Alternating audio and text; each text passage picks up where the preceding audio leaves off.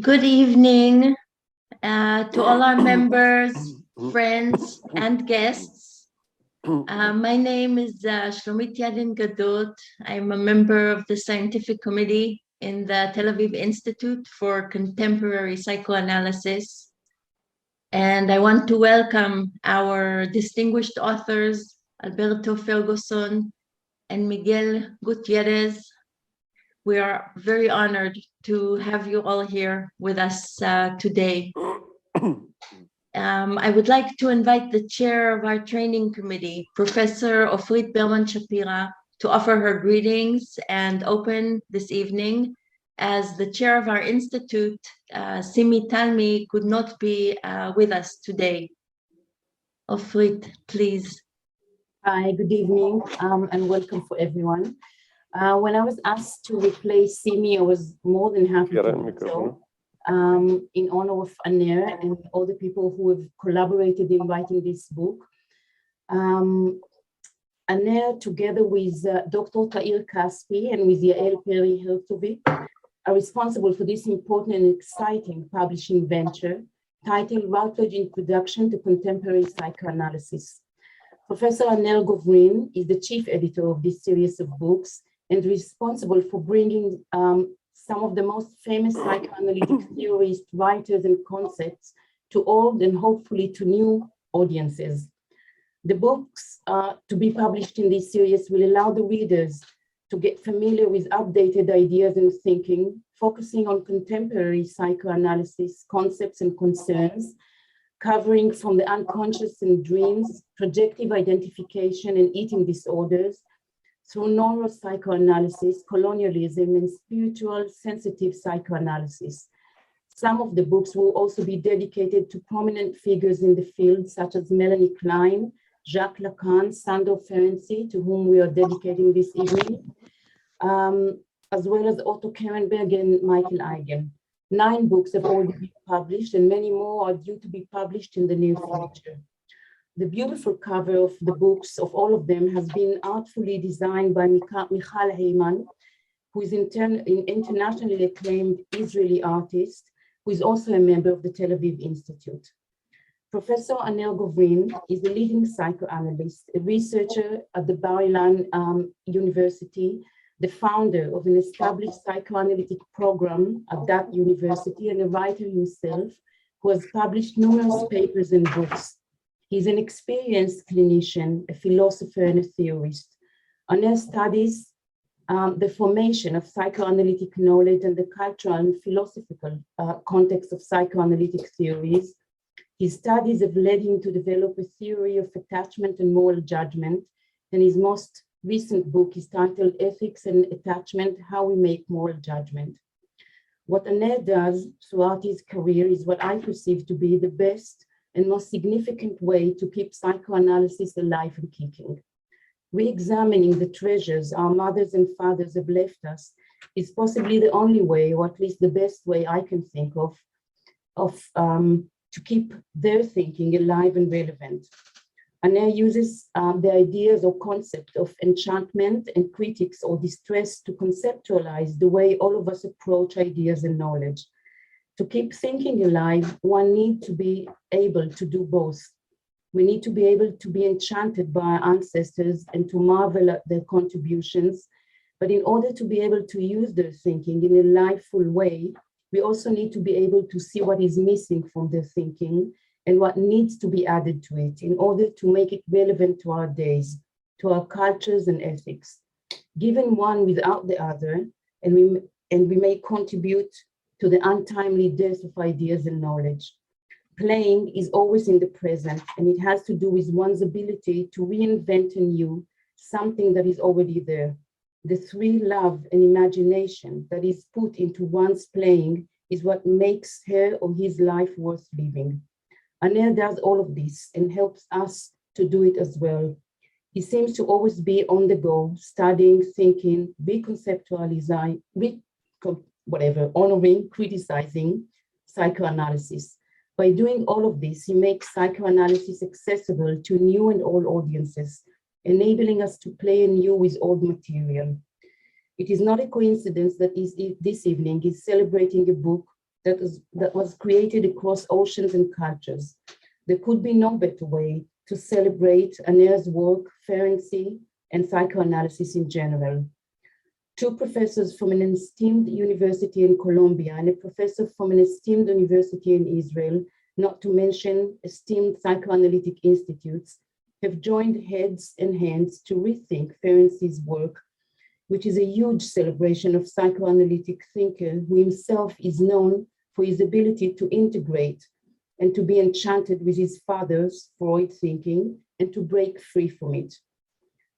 This is the only way I can think of to keep psychoanalysis alive and relevant, to be both enchanted and grateful for the inheritance we have all been left by our parents, but to also do our best to break free creatively and without erasing history. Aner bridges time, the present joins hands and heads with the past and cultures, showing us how great heads think alike all together. The world that Aner contributes to is small enough so we can feel its intimacy and big enough so we can experience its endless possibilities. And for that, I both congratulate Aner and also I'm extremely thankful. I wish all of us a wonderful evening.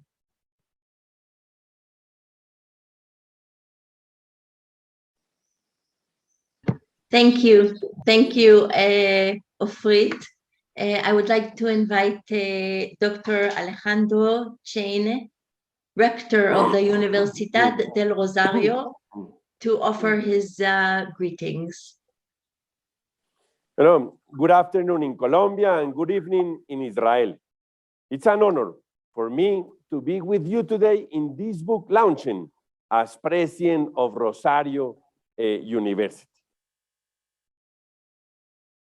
And it's a pleasure to be, for me, with Alberto Ferguson, member of the Conciliatura, the board of Rosario University, colegial honorario, and professor of the School of Medicine and Health Sciences. Miguel Gutierrez, professor of the School of Medicine and Health Sciences from Rosario University too. Simi Talmi, chair from Tel Aviv Institute for Contemporary Psychoanalysis. It's really important for me and for our university to be able to do this book launching with important allies in this discipline as the Tel Aviv Institute for Contemporary Psychoanalysis. Aner Gobrin, editor of the book, Shlomit Yadlin Gadot, and Dr. Gila Ofer.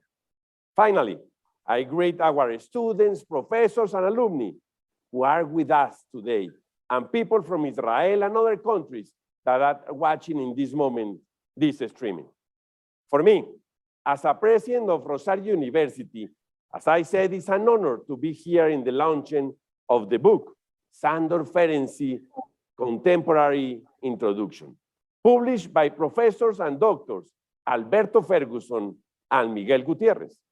I would like to start introducing our university.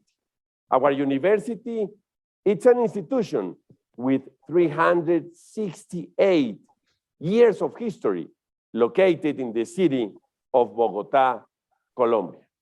We work every day in our university to provide an ethical, humanistic, and scientific education that, together with research and appropriate and demanding teaching, allows this educational community to fully form outstanding people. And of course, to act for the benefit of society with a maximum sense of responsibility. Additionally, with our strategic planning, we work as a university that transforms ideas into innovations at the service of the common good. And this is part of the essence known in Latin as nova et better, always antique and always new. We respect our history, but we develop innovations to help our country. Innovation and tradition in our teaching process, research projects, and extension initiatives. As I said before, I wanted to start talking about our university because I think that the authors of this book represent this hallmark of Rosario University. The publication of this book reaffirms the importance of psychoanalysis in our Rosario University, and of course in Colombia, considering that it analyzes the life and work of one of the most important psychoanalysts of all times, Sándor Ferenczi. Professors Ferguson and Gutierrez present in this book the life and work of Ferenczi, his discovery of psychoanalysis, the novelties he introduced to the discipline, and his great contribution to the democratization of psychoanalysis. However, I would like to emphasize the influence of this book for the next generations of psychoanalysts, because the task of the two authors will be to ensure the appropriation of the information presented. Academic products such as these improve our teaching and learning processes, not only allow our professors to improve the research projects produced at the university, but also to articulate this research process with teaching process. The challenge after this launch is that our students can appropriate this information and this publication for their academic career. Without a doubt, the main process is to guarantee that our students can understand and learn the life of Sándor Ferenczi. Because as I always say, people learn at all times, from all people and everywhere. And we have to do the same in our School of Medicine and Health Sciences from our university with Ferenci's life. I don't want to take much more time to talk because I think that the protagonists are our authors, Dr. Ferguson and Dr. Gutierrez. I want to recognize their job in our university because they have been working for many years in the Center of Psychosocial Studies, making more visible this important discipline. As a president, I'm very proud to be at this launching, and we reaffirm Rosario University commitment to academic dissemination with products such as this book, because it recognizes our institutional strategy to internationalization and, of course, academic excellence. Thank you very much, and congratulations again, Dr. Alberto Ferguson and Dr. Miguel Gutierrez. Thank you very much, Dr. Jane. As you said, we congratulate today the authors, Alberto Ferguson and Miguel Gutierrez, and their editor, Goברין, and the launching of their book, A Contemporary Introduction to Sándor Ferenczi. The authors will present their book to us, and this will be followed by a commentary delivered by Dr. Gila Ofer about the book's relevance to contemporary psychoanalysis. We will then hold a conversation between the authors and their editor, and we invite our audience, all of you, to join in and add their thoughts and questions to this conversation. At any time throughout the evening, all participants are invited to write questions and thoughts in the chat, and Aner or I will present them to the authors during this conversation. And just a word before we begin, for whomever hasn't had the chance yet to read the book, it consists of 40,000 words, an extremely short book.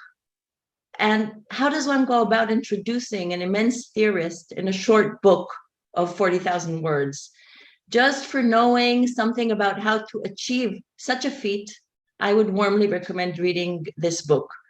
I think that most writers know that often enough, it's easier to write a longer lecture, a longer article or book than a shorter one.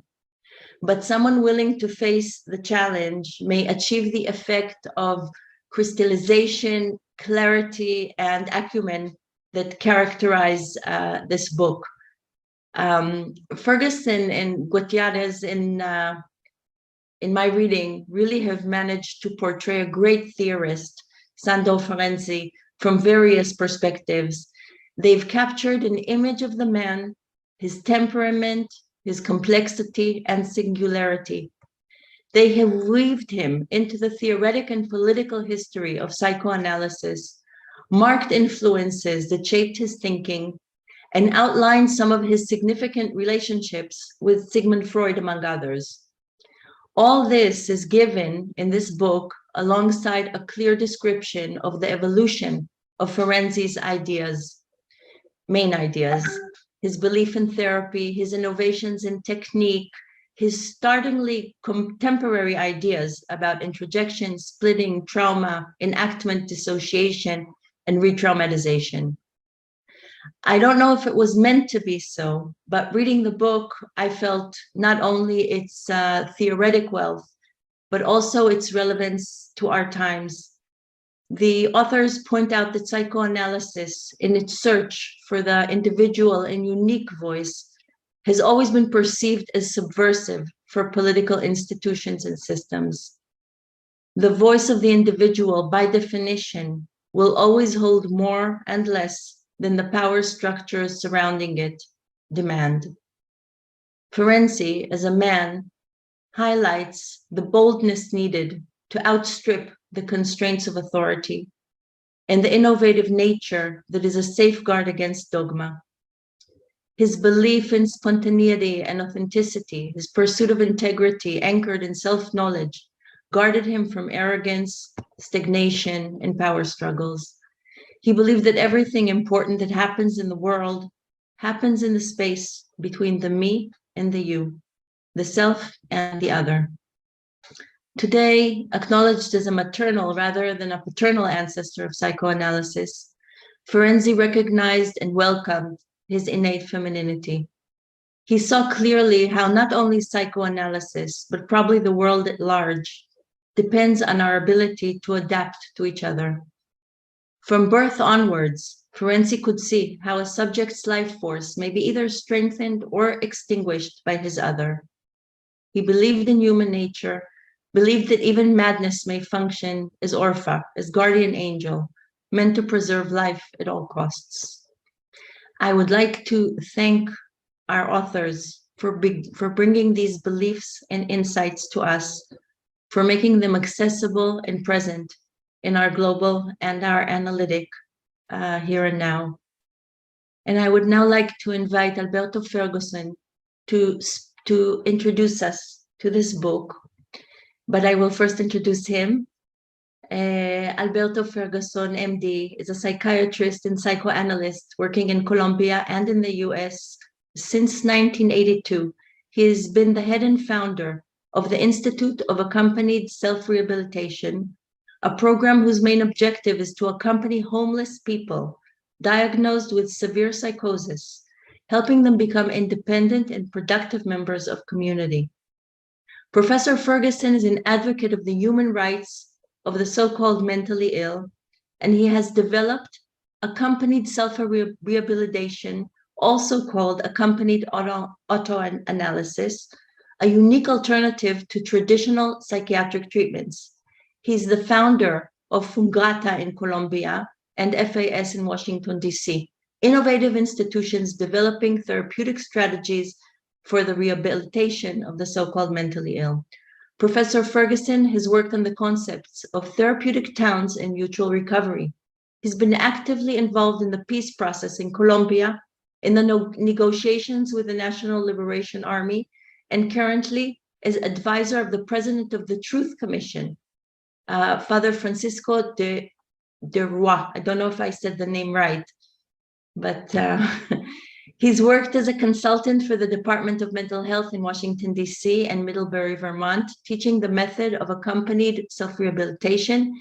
He's full professor of the Universidad de Rosarios in Colombia, where he's created and directs the Center for Psychosocial Studies.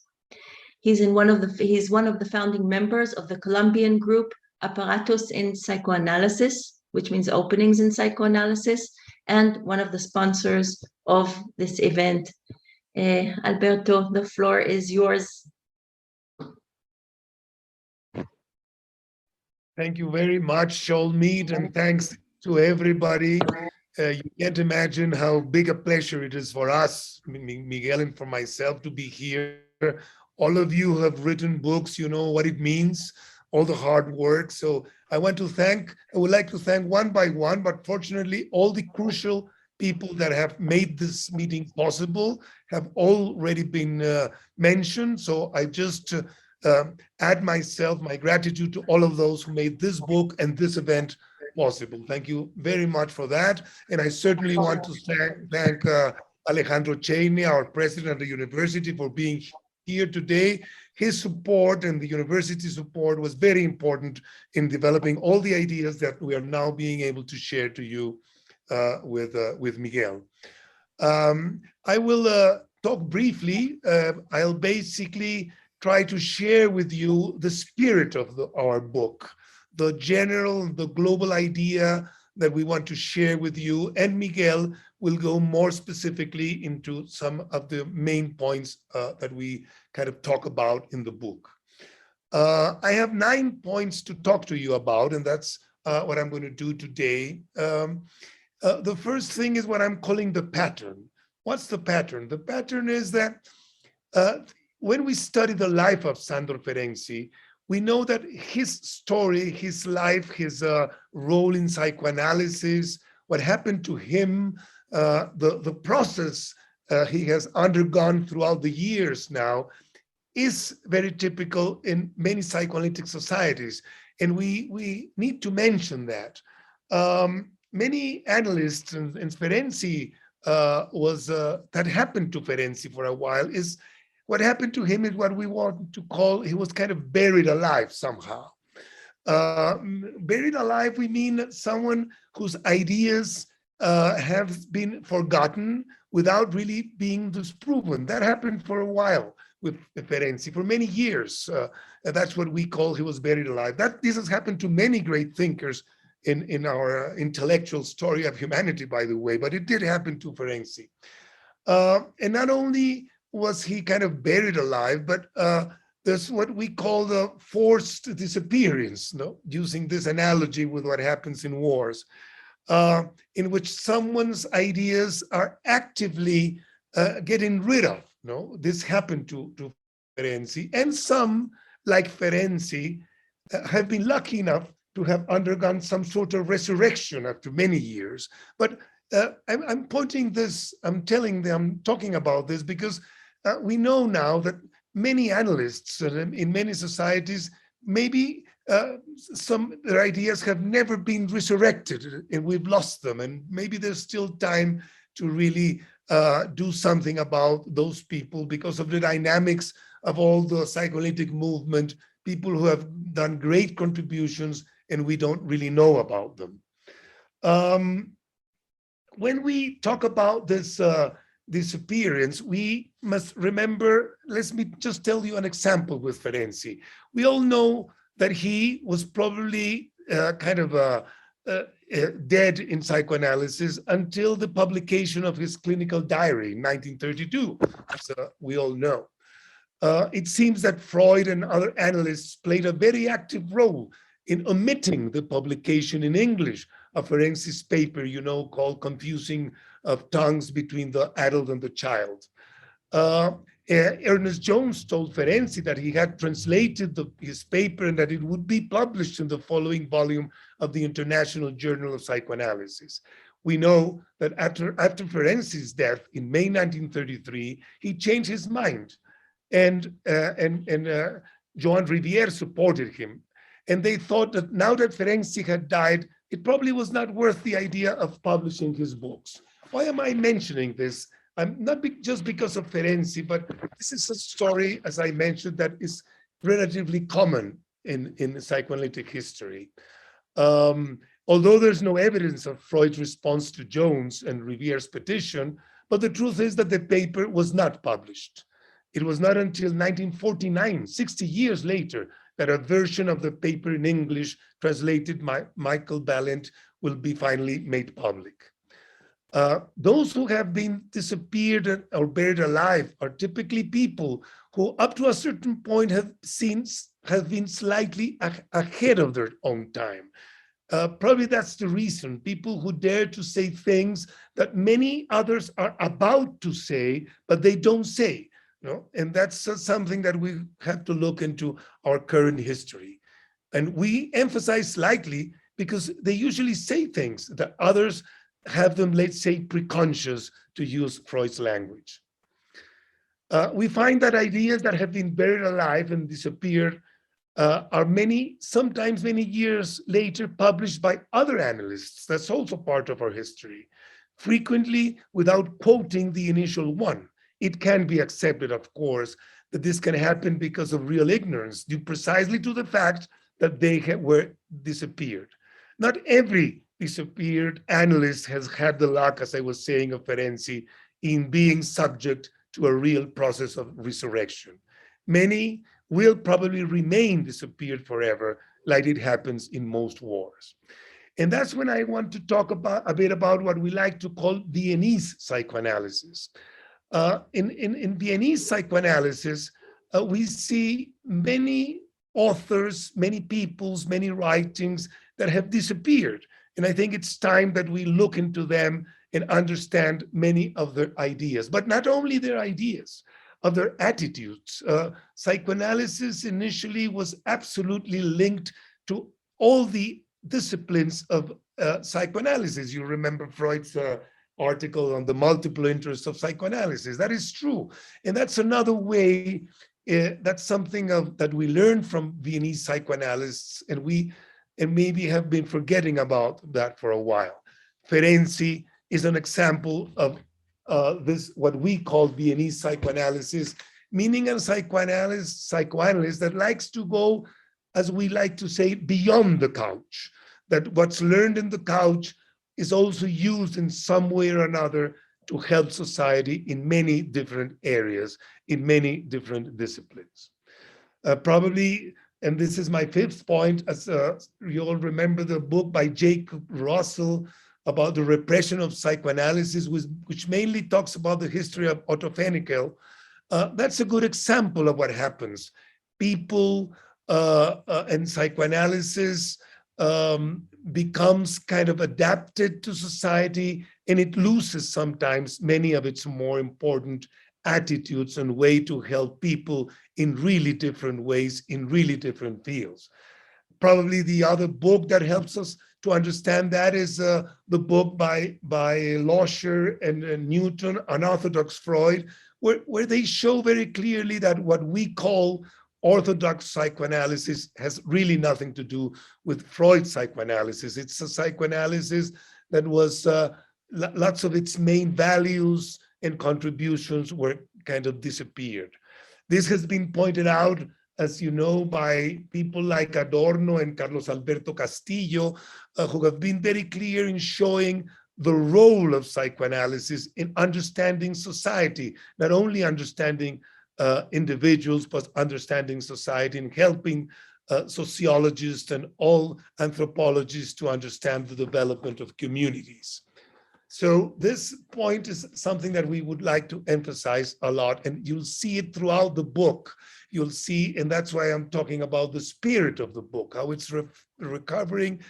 I would like to call it the initial attitude of psychoanalysts towards the world.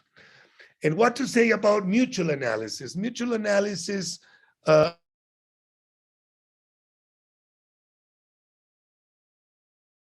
Excuse me, Alberto, you have become muted for some reason. Oh my God, something happens. That's wonderful. We can hear you again. Can you just go back 2 sentences, perhaps?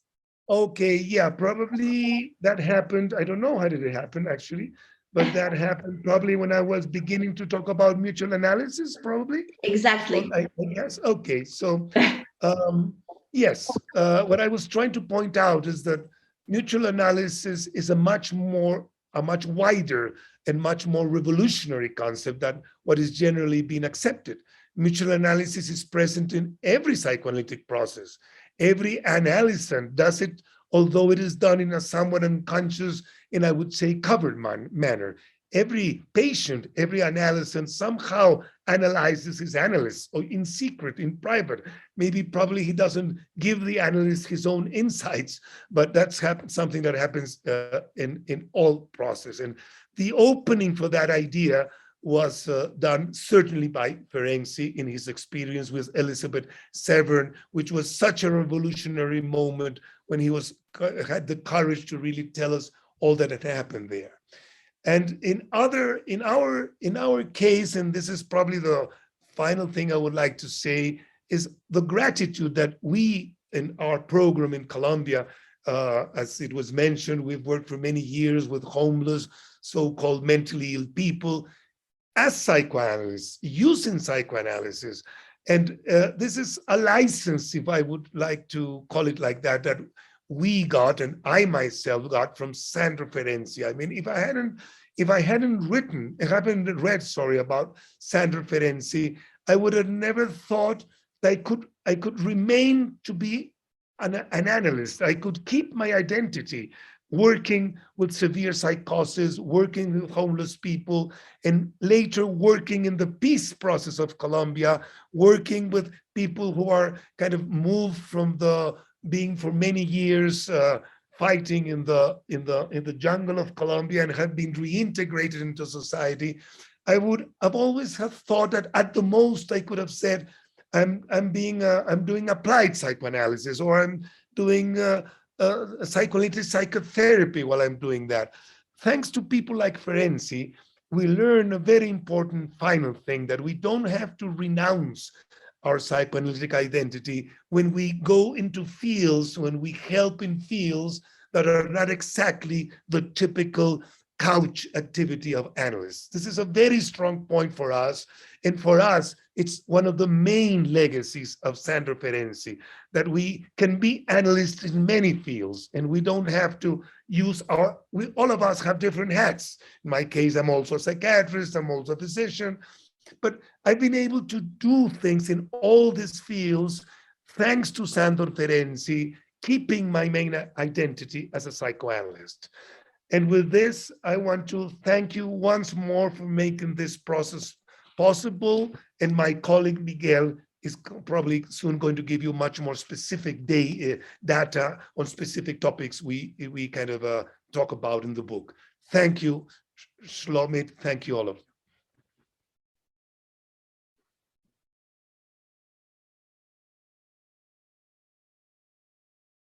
Now you're muted, Shlomit. Now you're muted. Thank you.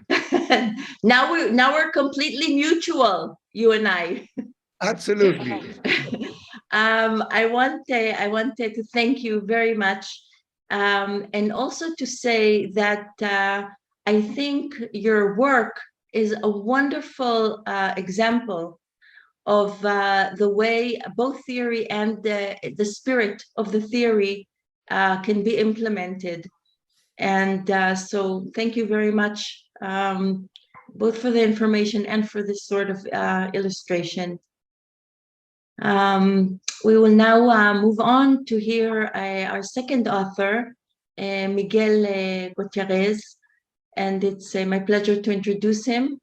Miigel is full professor of the Center for Psychosocial Studies and Psychology program of the Universidad del Rosario in Bogota, Colombia. Dr. Gutierrez is a psychologist from the Pontificia Universidad Javeriana. Did I say any of that right, Miigel? Yeah, okay.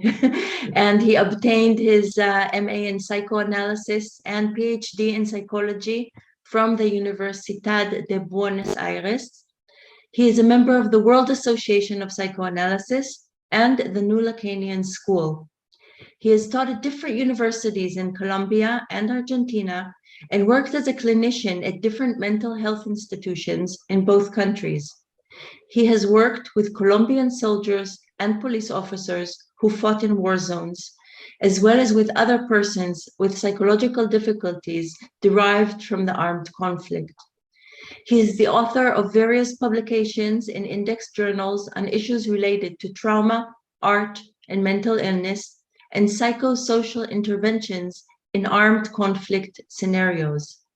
He is author of the books Confusion of Tongues, A Return to SÁNDOR FERENCZI, that has seen light in Routledge 218, Art in Psychoanalysis, Unique Artistic Inventions of Singular Subjects, It seen light in 2018 as well in Universidad del Rosario Publishing Company, and co-edited with Beatriz Garcia Moreno, and Sándor Ferenczi, A Critical Introduction, co-authored with Alberto Ferguson. Miguel, please. Well, thank you very much, Shlomit, and thank you all for organizing this great event. Thank you to our rector, to Anner, to Gila, to Alberto, to Ofrit, and to all of you who are connected today for taking the time to listen to us and learn about our work. First, I would like to mention some personal history. From very early in my clinical training, I became interested in Ferenczi. I was deeply interested in the mental functioning of psychotic patients, and I would say initially, very naively, was interested in understanding how the mind of a psychotic patient worked. There were obviously the most common references: Freud's reading of the Schreber case, Melanie Klein, a bit of Winnicott, and very frequently I was referred to the concept of splitting in Ferenczi. Nonetheless, none of my teachers knew exactly where I could find that, or what that concept really meant, or how it was different from the concept of splitting in Klein or of Spaltung in Freud. I quickly found out that Ferenczi was an author that was not actually read and that had a marginal place in the history of psychoanalysis. This could only waken my curiosity even more. As I delved deeper into his work, I was amazed because I could see that he, very early in the history of psychoanalysis, touched the most crucial topics of psychoanalysis. How should analysts be trained? How can you work with severely disturbed patients? When does an analysis end? Can the classical technique of psychoanalysis allow you to work with all patients, or is it necessary to introduce changes in order to treat certain patients? How do we deal in our clinical practice, which works with words and language, with those parts of the human psyche and experience which cannot be articulated in language? In this book, we wanted to present Ferenczi as the innovative thinker and psychoanalyst he is. How he was such a great clinician, a great devotee of psychoanalysis, how he took risks moved by his clinical comprehensions and skills, and how he, as well as other analysts of the first and second generation, were politically active and believed that psychoanalysis had a place in the social sphere and could contribute to the liberty and welfare of society as a whole. Psychoanalysis was not something that happened only inside private offices. I lived for some years in Argentina, where I studied my master's in psychoanalysis and my PhD in psychology. Both my theses were on Sándor Ferenczi, and when Aner and Tahir brought us the project of writing a new book on Ferenczi, I was not sure what could be the novel angle for this publication. With Alberto, we talked a lot about the book before writing, and really getting this that Alberto mentions as the spirit of the book truly embedded in our writing. Now I can say I'm very happy with this book. I think it achieved its purpose of being both an introductory book, interesting and readable for someone who has not had a close contact with Ferenczi's work, and a book that offers new readings and perspectives on Ferenczi that we'll hope will be of interest and inspiration for analysts with a deeper understanding of Ferenczi's work. In the next few minutes,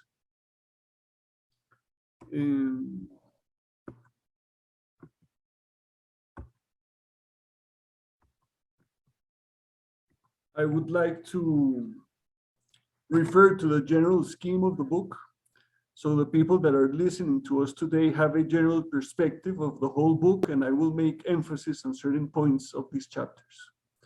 Obviously, the book begins with an introduction, and then we have our first strong chapter, the democratization of psychoanalysis, Sándor Ferenczi from forced disappearance to resurrection. which presents what Alberto has spoken to us about. Ferenci's great liberty and creativity, his social and political implication, and I would say the political roots of his changes in the psychoanalytic technique. Then, in the following chapters, we present in detail Ferenci's biographical outline, his upbringing with a leftist intellectual family in Budapest, which owned a bookstore, which had an important impact in the intellectual life of the city. Then we mention Ferenci's studies in medicine, his first pre-analytical writings, and the curious fact that Ferenczi was asked to write a comment on Freud's interpretation of dreams, and he was actually not very fond of it.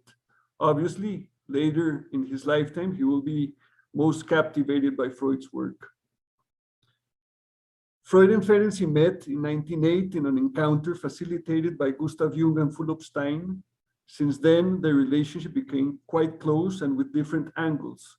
They were colleagues, friends, patient and analyst, and towards the end of Ferenci's life, distant because of unresolvable technical and theoretical disputes. During those first years, Ferenczi became a translator and divulgator of Freud's work. There is a moving picture, which probably many of you have seen, of Freud and Ferenczi in the frontier of Papa in Hungary during the First World War, where Ferenczi also worked on the translation of the 3 essays on a theory of sexuality. It is worth remembering that on Freud's trip to America for his conference on Clark University, Freud traveled with both Jung and Ferenczi. If you have seen David Cronenberg's movie, A Dangerous Method, you can see a brief appearance of Ferenczi boarding the ship. I don't know if there are other movies in which Ferenczi has been represented. There are certain chapters that dedicate especially to certain concepts of introduced by Ferenczi, very crucial concepts for the history and theory of psychoanalysis. Of course, there is a chapter on one of the most controversial aspects of Ferenczi, which were his clinical and technical innovations. So there we can display everything that has to do with relaxation and new catharsis, the active technique, and finally, his mutual analysis, probably the most controversial. Thalassa and bioanalysis, I would say that Ferenczi produced probably 2 of the strangest books in the history of psychoanalysis. One of them, not intended for publication, was the clinical diary, which I will refer to later on. And the other one was his book, Thalassa, A Theory of Genitality. Published in 1924, it is a bold insertion of what he names bioanalysis. Taking into account Haeckel's work and Lamarck's evolutionary theories, Ferenczi links the history of evolution to the development of sexuality from childhood to adulthood. Freud in 1933 mentions this project in Ferenci's obituary and states that, this I quote Freud, "This little book is a biological rather than a psychoanalytic study. It is an application of the attitudes and insights associated with psychoanalysis to the biology of the sexual processes, and beyond them, to organic life in general. It was perhaps the boldest application of psychoanalysis that was ever attempted. It is probable that sometime in the future, there will really be a bioanalysis, as Ferenczi has prophesied." Up to then the quote. So Freud says one of the strangest and boldest books in the history of psychoanalysis.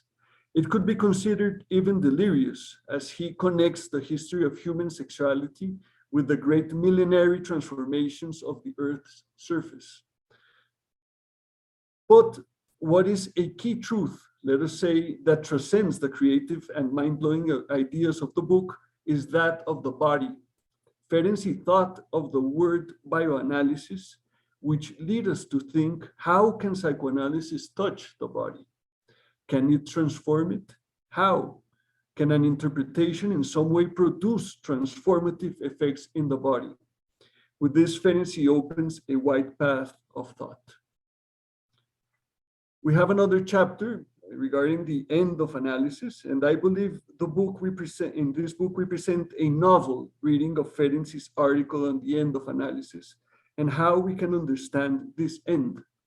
I hope the readers can contribute to further understanding this fascinating and crucial point of the psychoanalytic treatments and training. The term Ferenczi uses, and that is correctly translated as exhaustion, is Erschöpfung. I will not spoil the reading of this new understanding of the end of analysis, but I will anticipate that what we can find is that at the end of an analysis, in the termination of its experience, it is not only the exhaustion of the experience of the unconscious, but an absolutely original creation on behalf of the subject. This creation is not something that is elaborated ex nihilo or out of the blue, but precisely a remnant once the reduction of the unconscious to the analysis has isolated that singular formation of the subject that can allow him a new relation with his reality and with his own psyche. We have another chapter regarding Ferenczi's interest in the child psychology, his concern for the suffering of the child and how a better understanding of the child can lead, has an effect also in the way children are brought up and educated. Throughout his work, Ferenczi makes explicit his interest in what psychoanalysis can contribute to the matters of education and upbringing. He is aware that psychoanalysis is suspicious of giving advice, but believes it can shed light more than in how to raise children, in how not to raise them. In his lecture, The Adaptation of the Family to the Child, he inverts the common conception that it is the child who should adapt to his family and to his environment. Instead, Ferenczi believes that it is the family that should become aware of the psychic process of the child and be of aid to him to help him understand what he feels and needs. Ferenczi criticizes the adult hypocrisy in presenting themselves to the child as immaculate and idealized figures whose bodies and mind function perfectly and are devoid of sexual impulses. Later in our book, we go to Ferenczi's latest writings. We did a very close reading of Ferenczi's extensive correspondence with Freud and how it shows how their relationship becomes each time more distant and more bitter. In his last years, Ferenczi produced abundant material on the theory of trauma and on therapeutic practice in relation to trauma. In these last writings, we believe that there is a distance from Freud ideas and that they constitute an original contribution to psychoanalysis, which continues to be most relevant and pertinent today. These latest works have raised diverse reactions in the psychoanalytic community, initially with intense criticism and rejection, and more recently with interest and praise. Works like his clinical diary and his notes and fragments illustrate his developing ideas on trauma and psychic mechanisms involved in it, rather than presenting finished theories. Alberto mentioned the work Confusion of Tongues Between the Adult and the Child, in which we believe Ferenczi presents a trauma theory that is a novel comprehension of trauma that is an innovation produced by Ferenczi for the psychoanalytic comprehension of this phenomenon. I mentioned that Thalassa was the first of psychoanalysis. The second one is Ferenczi's clinical diary. It's one of those most unique documents. It is at the same time a pinnacle of his analysis and analytic process and sessions, a crucible for the development of bold and groundbreaking ideas on the theory of trauma and technique, and a recount of his analysis and relationship with Freud.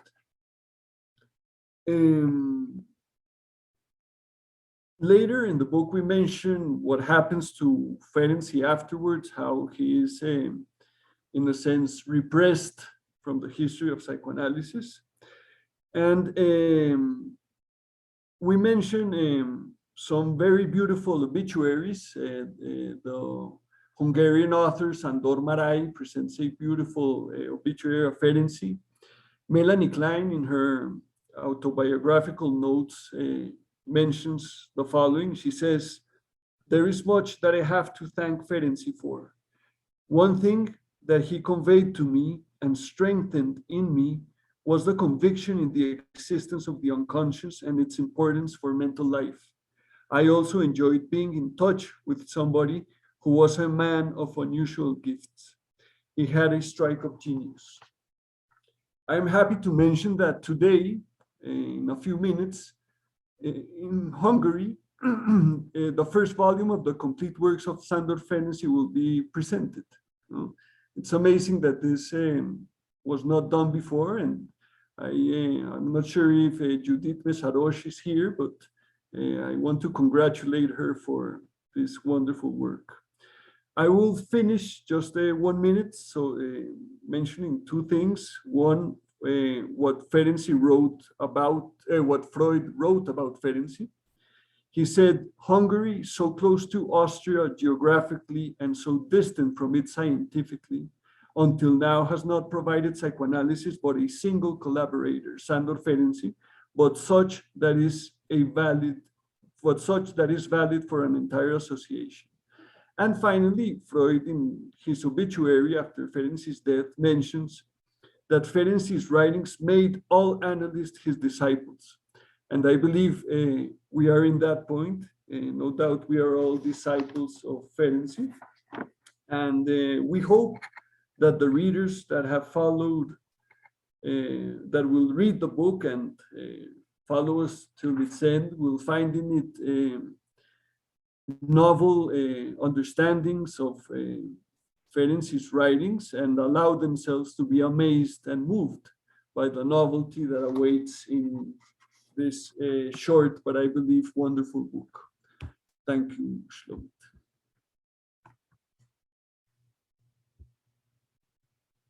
You are muted, Shlomit. Sorry. Thank you, Miguel, very much for this clear, concise description of the outline of the book. I think it's very helpful for people and encouraging to delve into it. And I also think that the point where you ended, in the way that we are all Ferenczi's disciples, and actually talking about his legacy and relevance today, is an excellent introduction for our next speaker, Dr. Gila Ofer, who will be discussing the relevance of Ferenczi for contemporary psychoanalysis. And I will just take a moment to introduce Gila. Gila Ofer, PhD, is a clinical psychologist, training psychoanalyst, and group analyst.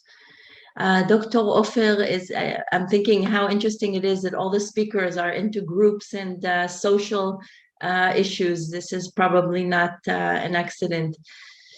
Dr. Ofer is the founder and past president of the Tel Aviv Institute of Contemporary Psychoanalysis and the founding member of the Israeli Institute of Group Analysis. And she serves on the faculty of both institutes and at the postgraduate school for psychoanalytic psychotherapy at Tel Aviv University. Dr. Ofer has been the chair of the group analytics section and board member of the EFPP, and later a conjoint member of the board as the coordinator of Eastern European countries of the EFPP. Currently, she's the editor of the EFPP Psychoanalytic Psychotherapy Review. She has published her work in leading journals and presented her work and taught in Israel, Europe, East Asia, and the US. Her edited book, A Bridge Over Troubled Water, Conflicts and Reconciliation in Groups and Society, was published in 2017. Gila, please. You are on mute. We pass this on from speaker to speaker.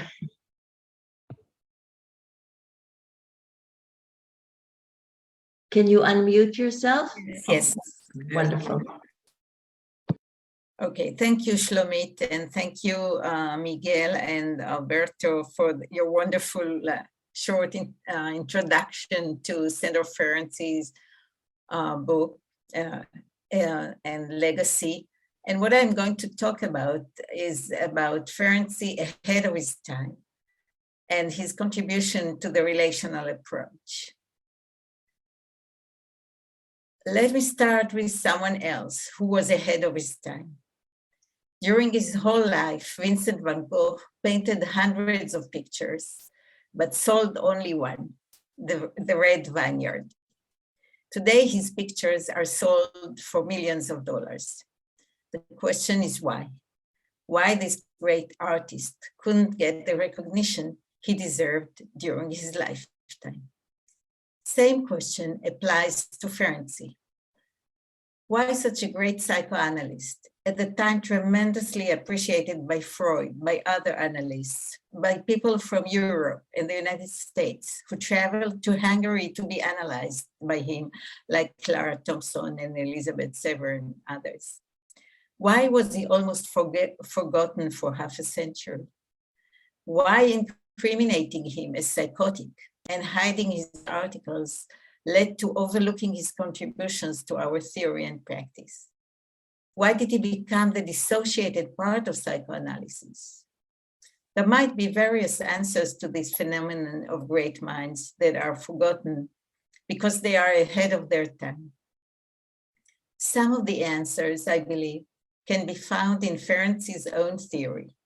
Confusion of tongues, social context, and dissociations are elements in his theory that can explain this. Freud's ambition was to include psychoanalysis as a science. For this, total abstinence was required from the analyst. Ferenczi brought another direction, that of intersubjectivity countertransfers as an important element, a language not appreciated by the social context at the time. So he became the dissociated element of psychoanalysis. As we heard before from the authors of the book, from Miguel and Alberto, and from others, Ferenczi indeed was ahead of his time. His therapeutic investigation led to theoretical, clinical, and technical discoveries. Rahman, in 2007, outlined 5 areas of Ferenczi's contributions.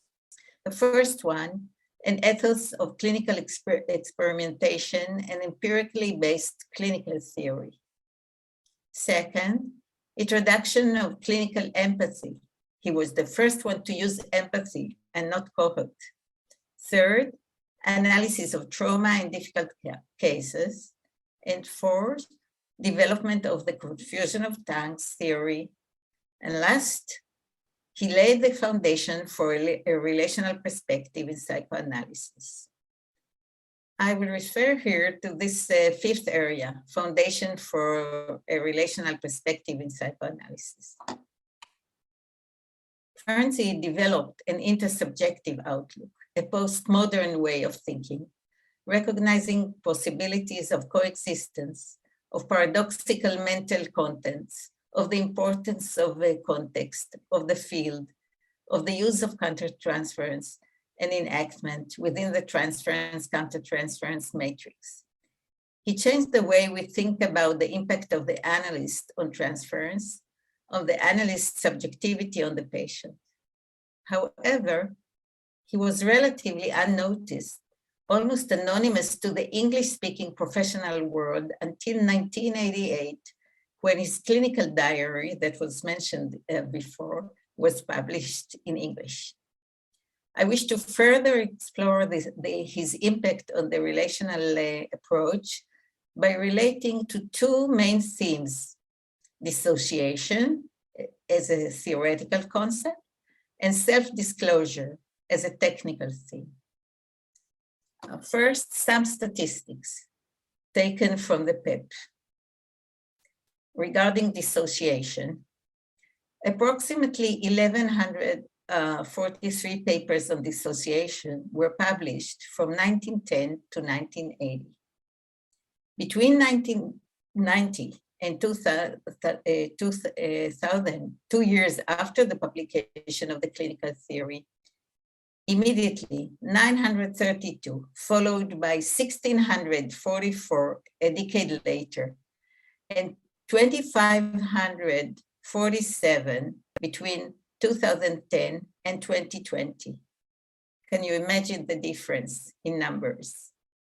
Although there might be other significant factors which contributed to this change in referring to dissociation, it can also be assumed from these numbers that the publication of Ferenczy's clinical diary was a turning point in the thinking of psychoanalysts, or at least contributed quite a bit to the internalization of this term and its meaning to psychoanalysis in general, and the relational approach in particular.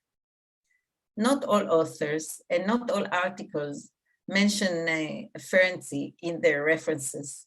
In this context, it was said that Winnicott didn't want to read Ferenczi because he felt he couldn't differentiate between what was Ferenczi's thinking and what was his own. In psychoanalytic explorations, he writes, and I quote, "I never know what I got out of glancing at Ferenczi," end of quote. I will explore the impact of Ferenczi's work by examining the contributions of two distinguished relational psychoanalysts, Philip Bromberg, who wrote extensively on dissociation, and Jody Davis, who has actually expanded the use of self-disclosure. Bromberg's rich and illuminating papers on dissociation, 28 on dissociation, started in 1989. I will refer here to what he explicates in the first three. To remind you, 1989 is 1 year after the publication in English of clinical diary. In 1989, in his discussion of case presentation by Friedman, he introduces the concept and process of dissociation. He says that there is almost always some history of gross and often sustained psychological trauma that was responded to by dissociation, so profound that in some cases, the primary diagnosis would most accurately be that of severe dissociative disorder. The patient is trying to keep the analyst from becoming someone felt as trustworthy and reliable. Trusting has led only to trauma, unbearable shame, and a betrayal of the security, and she has found maintaining herself and her state of self-containment only through dissociation. In 1991, in his paper on knowing one's patient inside out, the aesthetics of unconscious communication, he discusses trauma, dissociation, and regression in the context of unconscious communication as transferential element of unsymbolic, unmetabolized experience. He adds that the concept of dissociation plays a major role and has wide clinical characteristics in broader analytic perspective. But only in 1994, in his seminal paper, Speak, That I May Hear You, Some Reflections on Dissociation, Reality, and Psychoanalytic Listening, he asserts that dissociation is not inherently pathological. It is intrinsically an adaptational talent that represents the very nature of consciousness, and it's not fragmentation. I quote, "Trauma and dissociation breed discontinuous realities in every human being and are not amenable to interpretation," end of quote. In connection to this, he also writes, I quote, "The analyst's self-revelation is not just permissible, but necessary." Bromberg's papers on echo Ferenczi's theoretical and clinical conceptualization, which are embedded in an intersubjective field. Ferenczi said that the infant mind is in the phase of total dependency is formed and shaped within the relation to the other. It is permeable, self-other, and not separate. The child's automatic survival response to a parent who doesn't recognize the child's dependency needs is fear and dissociation. It is a defensive dissociation undertaken in order to reunite with the other. Since this happens in the intersubjective field, cure can happen only in the intersubjective field. In analysis, we aim at revival of dissociated parts, allowing regression in order to bring out authentic expression of the self. Ferenczi, like Bromberg, encouraged creativity, activity, playfulness, intrapsychic, and interpersonal experiencing in the analysis. Although Bromberg's conceptualization is very similar to Ferenczi's theory, we know that Bromberg's conceptualization was widely accepted, whereas Ferenczi's widely rejected, possibly because he was ahead of his time. Let us look now at self-disclosure. I wish to examine it through the work of Jody Davis, who is well known for her use and explication of self-disclosure, as well as of dissociation. Looking again at the statistics, from 1910 until 1980, there were 53 papers referring to self-disclosure. And following the publication of the English version of the clinical diary, in the next decade, 609 such papers, followed by 956 during the first decade of this century. 24,152 papers referring to self-disclosure in the English language were published until today. Jody Davis' well-known papers with her brave, daring use of self-disclosure were all published after 1990, 2 years after the publication of the clinical diary. In her paper, Love in the Afternoon, a Relational Reconsideration of Desire and Dread in the Countertransference in 1994, and the one from 1998, Between the Disclosure and Foreclosure of Erotic Transference, Countertransference, Can Psychoanalysis Find a Place for Adult Sexuality? She addresses the issue of self-disclosure. She says that it is important to note that such disclosure is one among many therapeutic options. She argues that there is no such thing as a perfectly analyzed analyst, and that we are all subject to the same unconscious infantile pools as our patients.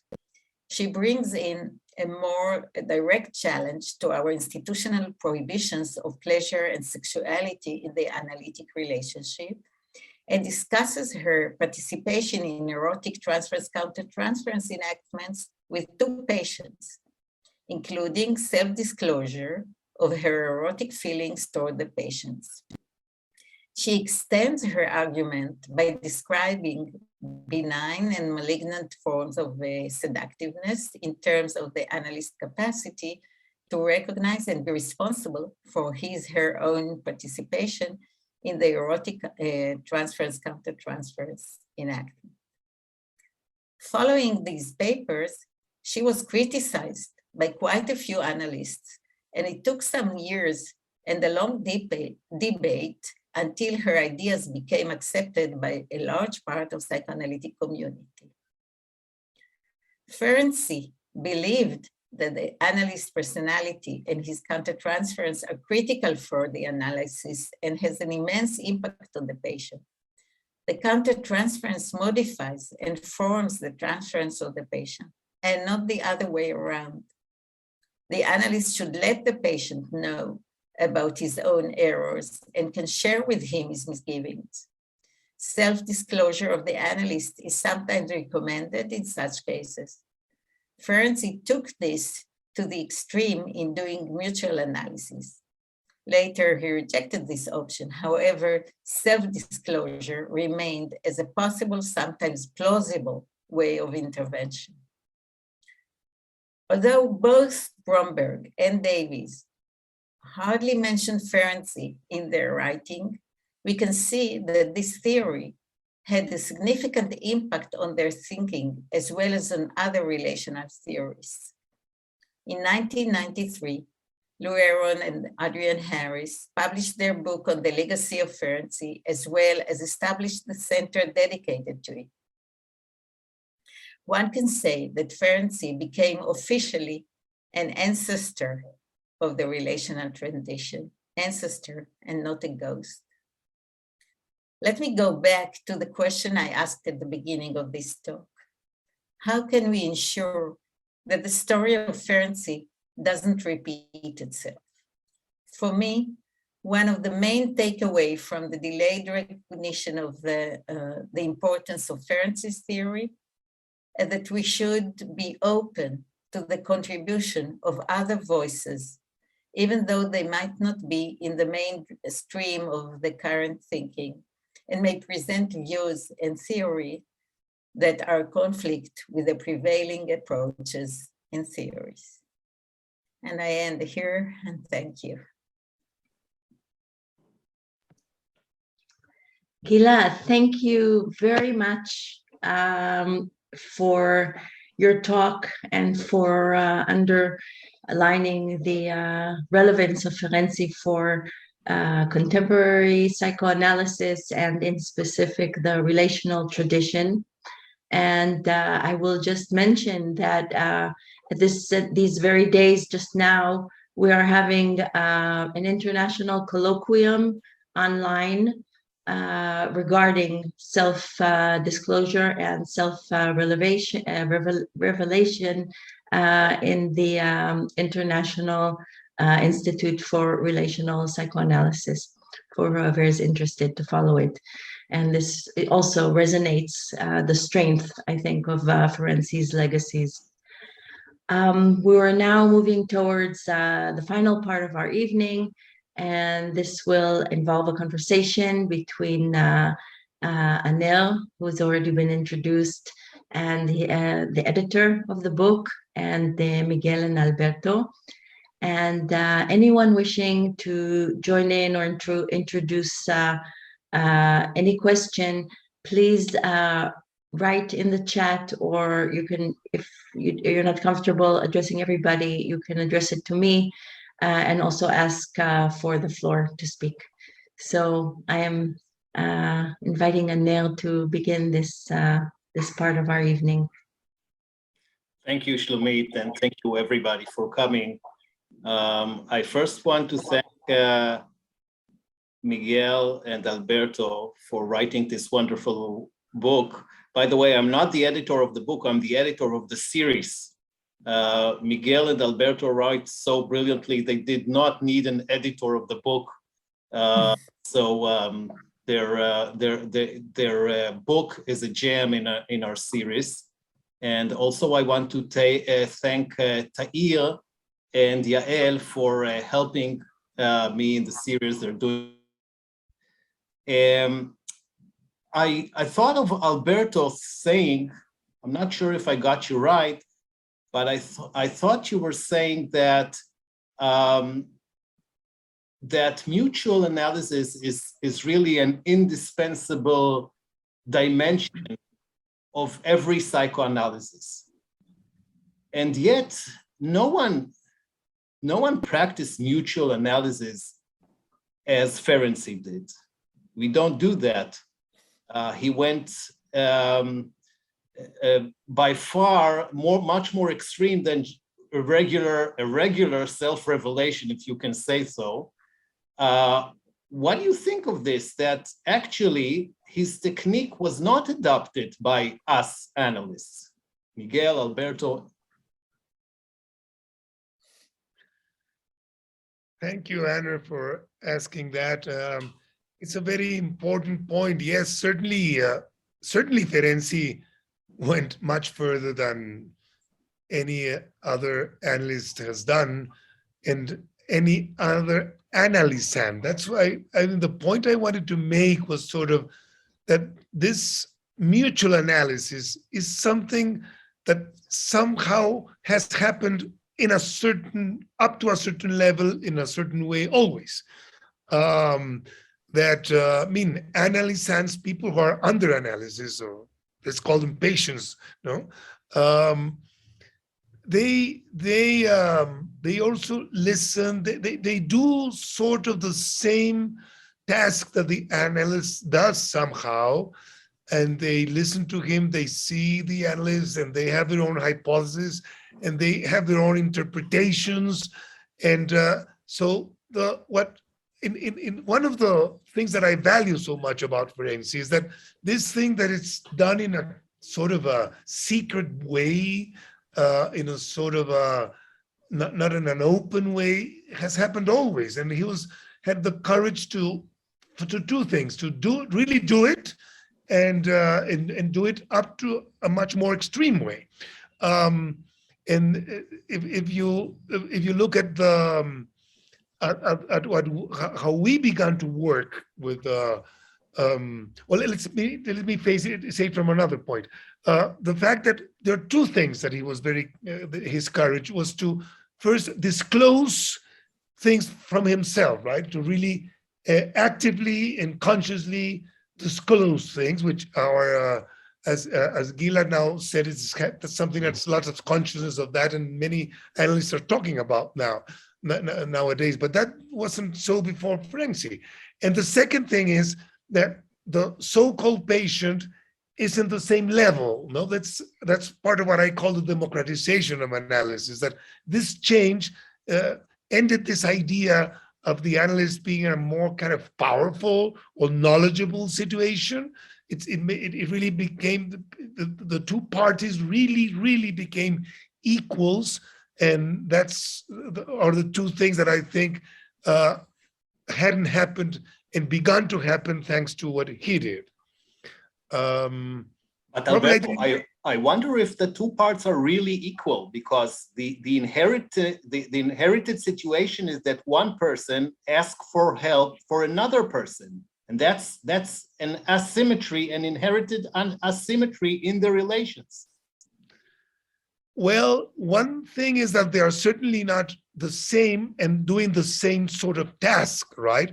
But that doesn't mean that they are not equal that they should not be equal in power, in dignity, in their possibility to say what happens.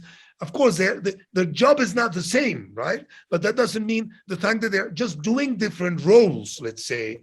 But the fact that Ferenczi showed us how this could be suddenly interchanged for a second at least, gives us an idea that this is something that happens only because of the decision of a role, a different role, but it should have nothing to do with power or with status or things like that, no? And I think that's the point that changes, no?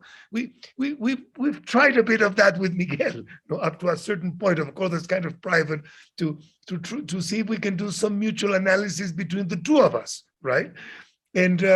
And we've done a bit of that, right? This is, of course, a very sort of experimental sort of thing. But so the point is not that they're certainly doing different things, but not that one should have more power than the other. No, the fact that one asks for help for the other, and the other, I mean, we could put it the other way. I mean, the person who usually has the power is the one who pays, no? And typically the patient pays. So if we were going to talk about power, no, the patient could have more power, right? Because he is the one that's going to pay, no? So I don't know.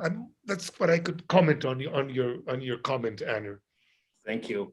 Miguel, would you like to comment? Yes, well, what I could mention is, I think this technical and clinical innovations in Ferenczi are a necessary reaction to how he sees treatment. You know?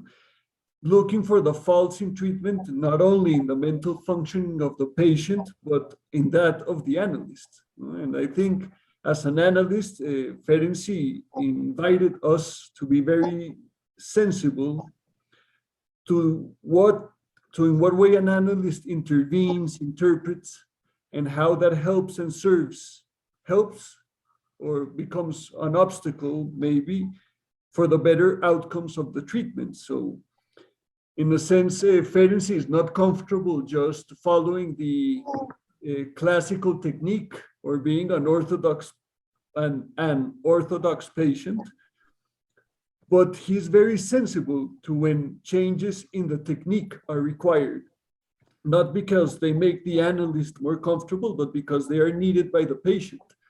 The question is, how does the analyst know that when he introduces changes in the technique, he's reacting to the needs of the patient or when he's reacting to his own needs? And that's why I think Ferenczi is so demanding regarding the training of the analyst and why reaching the end of analysis was such a concern for him.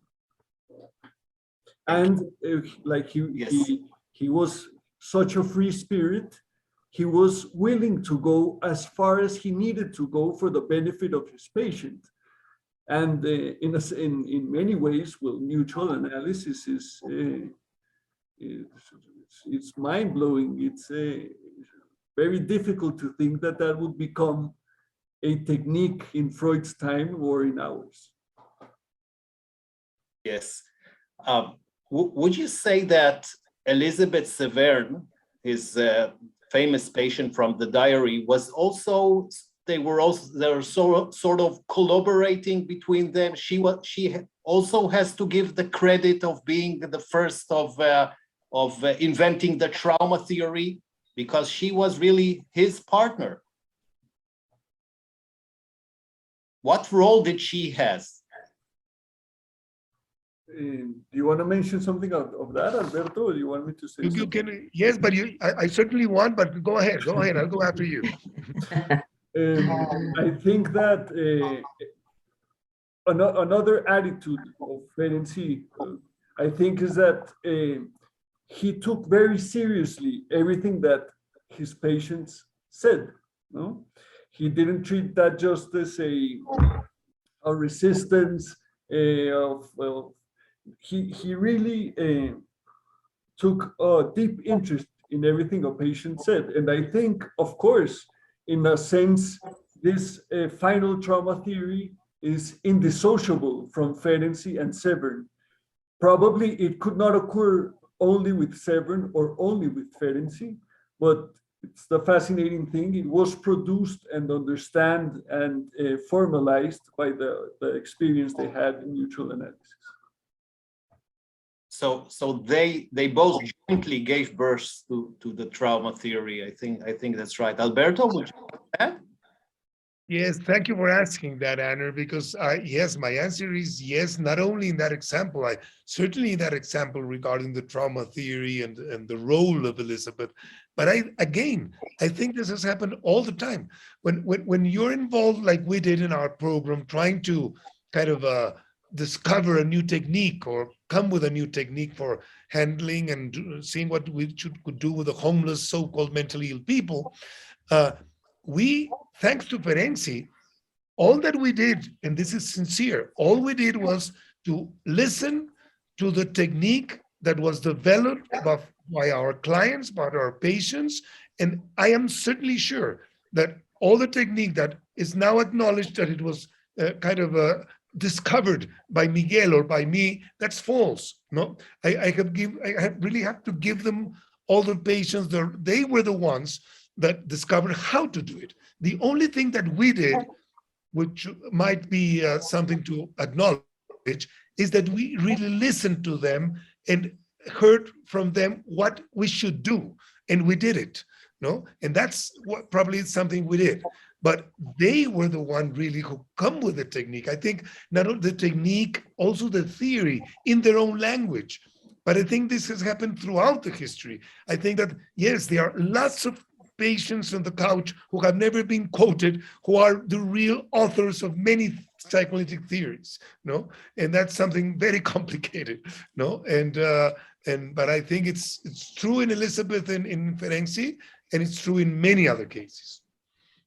Yes. Alberto, as Anil, sorry, as we have just a few minutes left, I was wondering if there is anyone from the audience that would like to present Alberto to or Miguel with a question.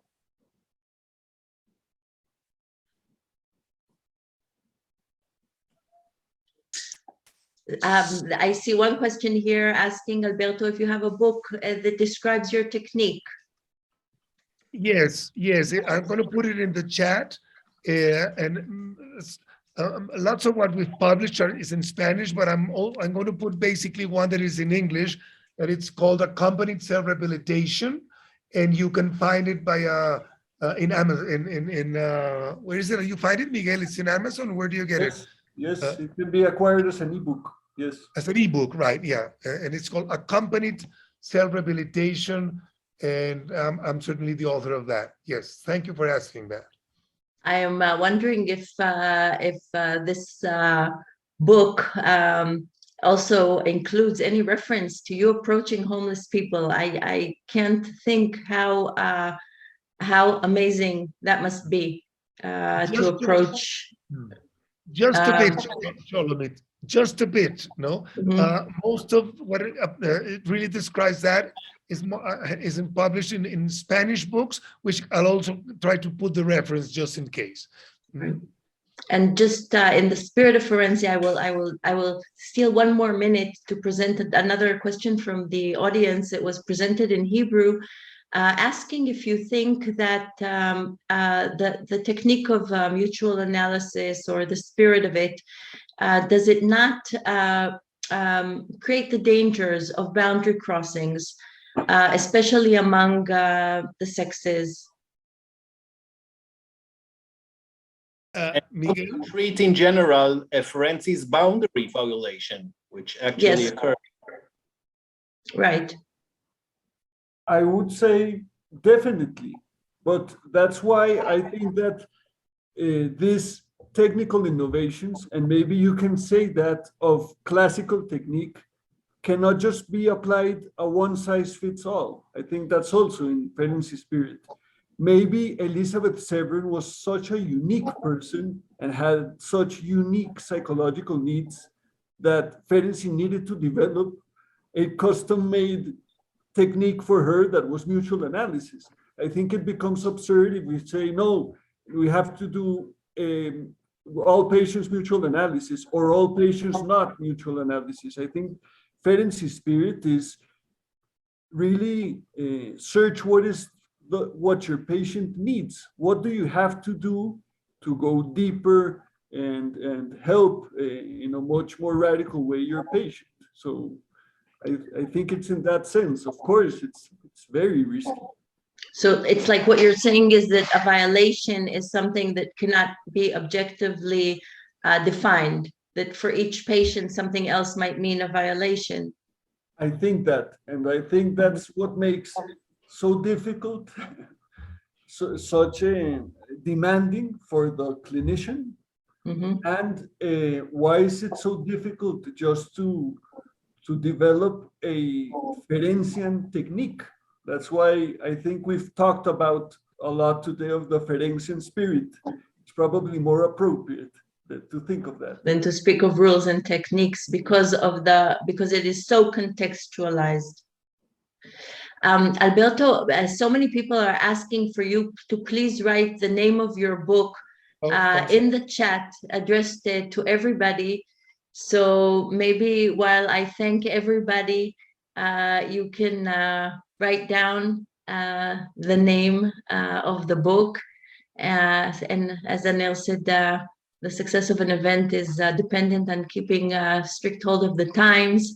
So we've reached the end of our event, and I would like to thank all of you for being with us today, and special thanks, of course, to Dr. Chain and to Alberto Ferguson and to Miguel Gutierrez and to Gila Ofer and to Anil And thank you all very much. And I hope we somehow all find ways to keep in touch.